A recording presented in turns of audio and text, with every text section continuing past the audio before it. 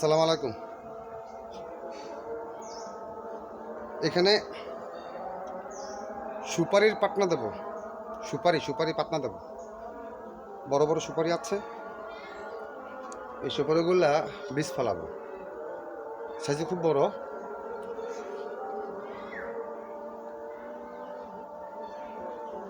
মাটি কোপাইতেছি।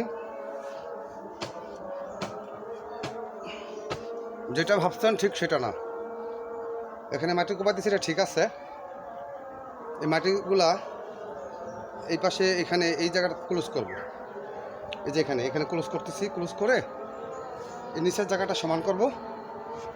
সমান করে ছোট ছোট পলিথিন আছে, পলিথিনের মধ্যে হাফ পলিথিন মাটি ভরব। মাটি ভরে তারপর সুপারিটা রাখবো। তারপরে বাকি উপরের খালি জায়গাটা আবার মাটি দিয়ে ভরাট করে দেবো। তারপরে এখানে বিছিয়ে রেখে সারিবদ্ধভাবে রেখে দেবো। রেখে দিয়ে তারপর উপরে আবার এই মাটি ছিটিয়ে দেবো। পলিথিনের প্যাকেটের ফাঁকে ফাঁকে যে ফাঁকগুলো থাকবে সেগুলো মুছিয়ে দেওয়ার জন্য। তারপর আমি ইচ্ছে মতো পানি দিতে পারবো। উপরে সমান করে দেবো। ইচ্ছে মতো পানি দিতে পারবো যাতে পানিটা গড়িয়ে বাইরে চলে যায়। পলিথিনের ভিতর যদি সামান্য কিছু পানি ঢুকবে হয়তো বা সেটা শুকিয়ে যায়, মাটি টেনে যাবে। এতে করে অল্প কয়েকদিনের ভিতরেই সুপারিটা ভিতর থেকে বেরিয়ে আসবে। এই জন্য এই জায়গাটা ঠিক করতেছি। এটা হলো আমার গ্যাসের একটা গ্যাস প্লান্ট, আপনারা দেখে থাকবেন। এটা আমার গ্যাস প্লান্ট। এটা এই এই এই এই জায়গাটার ভিতরে এই 10x12 এই জায়গাটা, এটা হচ্ছে আপনার গ্যাসের ইয়াটা আউটলেট। যেটা এইটা হচ্ছে গ্যাসের পাইপ। এটা গোবর দ্বারা গ্যাসটা তৈরি হয়, আশা করি বুঝতে পারছেন। এই যে গোবরটা, এখানে গ্যাসটা এদিক দিয়ে আপনার এই পাশ দিয়ে আমার গরু ঘরের ভিতর থেকে এই যে গোবর, এই যে ড্রেনটা। তারপর ওই পাশে একটা আছে ড্রেন, ওই যে পাইপটা দেখা যাচ্ছে নিচে দেওয়া ওইখানে একটা ভিতর থেকে আসার মতো ড্রেন আছে। তো আমি গোবরটা ভিতরে কি করি, আপনার পানি দিয়ে ব্লান্ডিং করে নিই, বাঁশ দিয়ে কঞ্চি দিয়ে। অবশ্য ব্লান্ডিং করার কথা এখানে এই জায়গাটায়। এটা আমার এই পাখাটা, এখানে একটা পাখা ছিল। এই যে রডটা ছিল, এই রডের মধ্যে এখানে একটা পাখা ছিল, 3টা পাখা ছিল। উপরে হ্যান্ডেল ছিল, হ্যান্ডেল দিয়ে এটাকে ঘুরিয়ে এখানে পানি দিয়ে এখানে ব্লান্ডিং করার কথা। কিন্তু আমি এখানে কখনো করিনি, কারণ আমার ভিতরে ড্রেন রাখছি, পর্যাপ্ত জায়গা আছে। এখানে মুখটা আমি গোবর দিয়ে বন্ধ করে দিই।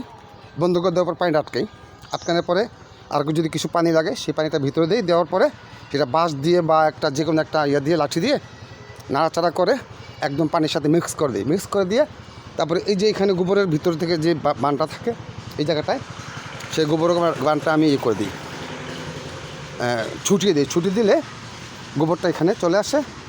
অনেক সময় কুটাকাটি আছে, কুটাকাটির কারণে মুখটা বন্ধ হয়ে যায়, তখন ওই এখানে একটা ছোটো বাঁশ রাখি, বাঁশটা দিয়ে ওটাকে করে দিতে হয়। আর যদি গোবরটা পরিষ্কার থাকে তাহলে বাঁশটা কোনো কিছু লাগে না। লাইন যদি ক্লিয়ার থাকে তাহলে অটোমেটিক এটা ভিতরে চলে যায়, বুঝতে পারছেন? তো এটি হলো গোবরের ট্যাঙ্কি আমার, মানে গ্যাসের ট্যাঙ্কি, যেটাকে বায়োগ্যাস বলা হয়। হ্যাঁ, এটার আপনার গোল আছে আপনার 10 ফিট গোল ব্যাসার্ধ, যেটাকে বলা হয় বৃত্ত 10 ফিট। মানে এখান থেকে এখানে 10 ফিট, ওইখান থেকে ওইখানে 10 ফিট। না সরি, বলছি আমি। মানে এই মাথা থেকে ওই মাথা 10 ফিট, ওই মাথা থেকে এই মাথা 10 ফিট, মানে গোল এটা চৌবাচ্চা। ঠিক মধ্যলোকা এটা হলো 5, ঠিক আছে? এখান থেকে এখানে 5, এখান থেকে এখানে 5, এখান থেকে এখানে, এটা যে বুঝতে পারছে অবশ্যই। আর এর গভীরতা হলো 12 ফিট। এখানে যদি আপনার পর্যাপ্ত পরিমাণে গোবর দেওয়া যায় তাহলে আপনার 10টা চুলায় যেভাবে, মানে এটার যে ক্যাপাসিটি 10টা চুলা আপনি গ্যাস জ্বালাতে পারবেন। কন্টিনিউ আপনাকে গোবর দিতে হবে। ধরেন প্রতিদিন যদি আপনি 2 মণ গোবর দেন, ঠিক আছে, তাহলে আপনি 10টা চুলা অটোমেটিক জ্বালাতে পারবেন। এইখান থেকে এখানে ঢাকনা ছিল, কিন্তু যারা এটা মেরামত করছিল, এটা আমার ইটকল কোম্পানি থেকে আমাকে এটা সহযোগিতা করেছিল এই গ্যাস প্লান্টটা করার জন্য। তো ইটকলে তারা কি করছে, এটা তারা একটা মিস্টেক করছে। সেটা হলো উপরে যে ঢাকনাটা ছিল, এই ঢাকনাটা এটা ব্যাসার্ধ 10 ফিট। এটা চৌবাচ্চাটার উপরে মুখটা 10 ফিট, এই মাথা থেকে ওই মাথা 10 ফিট। তারা এই যে ঢাকনাটাও তারা কী করছে, 10 ফিট বানাইছে। যে কারণে এটা বানানোর কথা ছিল হয় 11 ফিট বা 11.5 এরকম, তাহলে এটা উপরে থাকতো। এখন 10 ফিট বানানোর কারণে এটা ভিতরে 10 ফিট, এই স্ল্যাবটা বানিয়েছে তারা 10 ফিট। 10 ফিট বানানোর কারণে কী করছে, এটা আমি যখন তার তো বানিয়ে চলে গেছে, হ্যাঁ, পরে যখন আমি এটা ফিটিং করতে আসছি, ফিটিং করতে আসার পর দেখা যাচ্ছে এটা ভিতরে, অর্থাৎ এটা আটকানো কোনো জায়গা নেই। এটা এত ওজন, যাদেরকে দিয়ে আনছিলাম তারা বিরক্ত হয়ে গেছে, পরে এটা এইভাবেই রয়েছে, এই পর্যন্ত এভাবে। এটার বয়স প্রায় 8 বছর হয়ে গেছে আমার গ্যাস প্লান্টের। গোবর দিলে গ্যাস হয়, গোবর না দিলে গ্যাস হবে না, বা যে কদিনের তেজ থাকে ওই কদিন আমি ইউজ করতে পারি, ঠিক আছে। যখন গোবর থাকবে না তখন এটা গ্যাস হবে না। এই হলো আমার গ্যাসের পাইপটা। হ্যাঁ, এই পাইপটা আমি বাসায় নিয়ে গেছি। এখানে আমি আপাতত 2টা চুলা জ্বালাই, বাসার ভিতরে একটা, আর আমার একটা ছোটো একটা দোকান আছে, দোকান একটা। এখন দোকান বন্ধ, দোকানের গ্যাসটা চুলাটা আমি নিয়ে আসছি বাসার বাইরে। আপনারা দেখেন, আমি আপনাদেরকে দেখাচ্ছি। এই যে পাইপটা চিকন পাইপটা দেখতে পাচ্ছেন, এই যে চিকন পাইপটা, চিকন পাইপটা এখানে বড় একটা পাইপ ছিল, এই যে পাইপটা এখানে জমা করে রেখেছি। এই একটা পাইপ, এই যে পাইপটা, এইটা ভিতরে কিচেন রুমে চলে গেছে। আর এই পাইপটা আমি দোকানে দিয়েছিলাম, তো এখন দোকান বন্ধ, তো দোকান থেকে এনে আমি পাইপটা এই যে এখানে রেখেছি, টুকটাক কাজ হয়।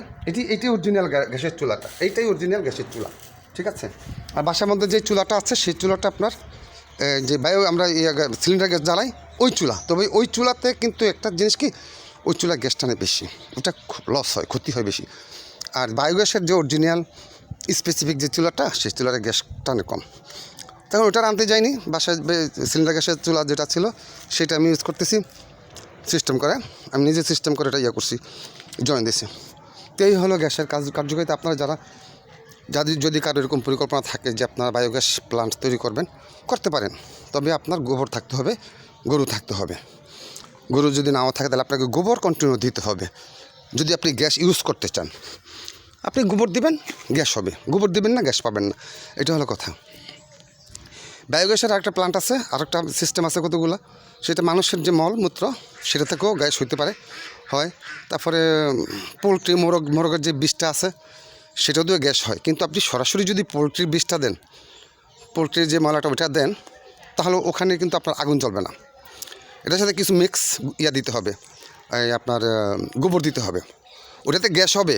কিন্তু ওই গ্যাসের মধ্যে যেই আগুন জ্বলানোর জন্য যেই কেমিক্যালটা বা গ্যাসটা থাকে, সেটা ওই গ্যাসের মধ্যে উৎপন্ন হয় না। যদি ওটার সাথে মিক্স করে গোবর দিতে পারেন, তাহলে ওই আগুনটার হিট হয় বেশি, গোবরের মোরগের পোলট্রির যে বিষটাটা আছে সেটা, ময়লাটা।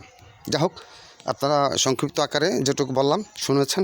তো এই জায়গাটা আমি যেটা বলছিলাম, এখানে আমি ওই কী করবো, জায়গাটা পরে আছে খালি, এই জায়গাটা খালি পরে আছে। তো সেই জন্য আমি চিন্তা করলাম যে আমার সুপারি গাছ আছে, মোটামুটি ভালো সুপারি, খুব বড় বড় সুপারি আছে, খুব বড় বড় সাইজে বড়। বাজারে 3টা সুপারি যা হবে ওজন, আমার একটা সুপারি তাই ওজন হবে, খুব বড় বড় ওজন। তা আমি এখন চিন্তা করলাম যে গতকাল বাজারে নিয়ে গিয়েছিলাম সুপারিগুলো, তো তারা ওই বাজারের মূল্য চায়। আমি তো ওই দরে বিক্রি করবো না। বাজারে মনে করেন 20টা সুপারি 50 টাকা বিক্রি করে, আমার 25টা সুপারি আমি 100 টাকা নিচ্ছি, বেশি না। তাও এটা ছোটো সাইজের সুপারিটা। আর যেটা আরও বড়ো সাইজ, একটা সুপারি বাজারের রেটে আনুপাতিক হারে আমারটা দাম আসে 8 টাকা একটা সুপারি, বাজারের হারে। অর্থাৎ যেই পরিমাণ বাজারের সুপারিটা, যেই পরিমাণ বিসিটা হয়, ওটার ওজন আর আমার সুপারির ওজনে এই যে আনুপাতিক একটা হার আছে, সেই হারে আমারটা 8 টাকার উপরে হয়। কিন্তু 8 টাকা দিয়ে কেউ সুপারি কিনবে না, কিন্তু ওইটা 3 টাকা দিয়ে কিনবে, 2.5 টাকা দিয়ে কিনবে, ঠিক আছে। কিন্তু ওইটাতে পরিমাণে, আনুপাতিক হারে পরিমাণে কিন্তু তারা কম পাইতেছে, কিন্তু তারপরে 3 টাকা দিয়ে কিনতেছে। কিন্তু আমারটা পরিমাণে বেশি, আনুপাতিক হারে আমারটা পরিমাণ বেশি, তারপরে আমারটা 8 টাকা দিয়ে কিনতেছে না। এখন চিন্তা করলাম যে ঠিক আছে, সমস্যা নাই, আমার কাছে সবাই জানে, এলাকার মানুষ সবাই জানে, চিনে, তো আমি সুপারি পাটনা দেবো। একই জন্য কালকে ফেরত নিয়ে আসছি সুপারিগুলো, আপনাদেরকে দেখাচ্ছি, 1 মিনিট লাগবে, আমি যাচ্ছি সুপারিগুলো দেখাইতে। সুপারিগুলো খুব সাইজে বড়, ঠিক আছে, খুব হেভি বড়, মানে কি বলবো, যে বরিশাল নোয়াখালী সাইজে কিছু সুপারি। সবাই বরিশাল নোয়াখালী হলেই যে সুপারি বড় হবে এমন কোনো কথা না, ঠিক আছে। এই সুপারিগুলা, এই যে এইগুলা সুপারি, এগুলা মোটামুটি সাইজ আছে কিছুটা, এগুলো হালকা। এইগুলো মনে করেন এই 25টা 100 টাকা বিক্রি করেছি। আর যে এই সুপারিগুলো দেখেন আপনারা, দিন রাত পার্থক্য।